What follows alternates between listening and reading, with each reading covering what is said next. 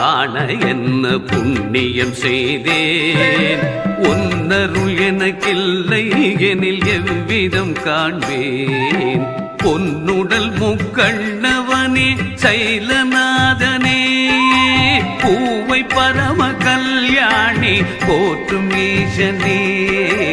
பொன்னுடல் முக்கண்ணவனே சைலநாதனே